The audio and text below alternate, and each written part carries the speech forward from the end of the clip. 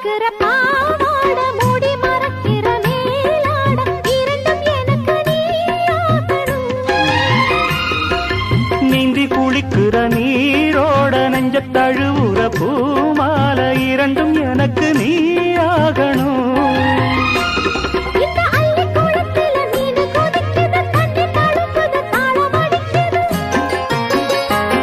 ஒரு முல்லை வானத்துல வந்து பறக்குது, பூவ திறக்குது, கள்ளை குடிக்குது. கொட்டி கொடுத்திடும் கட்டில் சுகமது விடியும் வரைக்கும் இருக்கும்.